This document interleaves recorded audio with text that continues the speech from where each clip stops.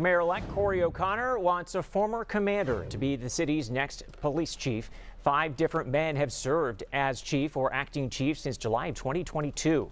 Chief Investigator Rick Earl has followed the department's challenges, and he's live in the studio now after speaking one-on-one with O'Connor's pick. Rick? Yeah, Gordon, Jason Lando says he's ready for the challenge. He was born and raised in Pittsburgh, spent 2 decades here as a police officer. He was actually one of 3 finalists for the job several years ago, but didn't get it.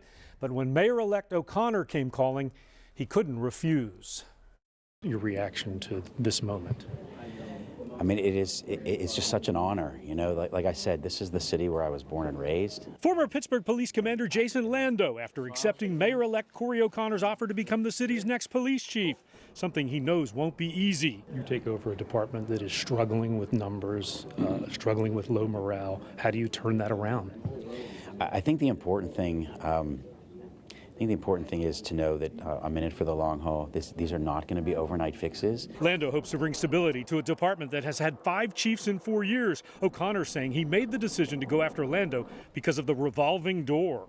This was our priority, and I think for too long we have not had a chief of police in Pittsburgh that was actually dedicated to Pittsburgh, and I think we had to make a decision and make it quick. Lando says he will focus on officer wellness and attracting new recruits. One of my first orders of business is going to be to look internally to see what can we do as a police department that makes this a place that people want to come work. Lando is a big believer in community policing. He did that during his time in Pittsburgh and as the chief in Frederick, Maryland for the past 5 years. And while the murder rate is down across the city, Lando knows there have been some trouble spots. How do you address the uptick in violent crime downtown and on the south side?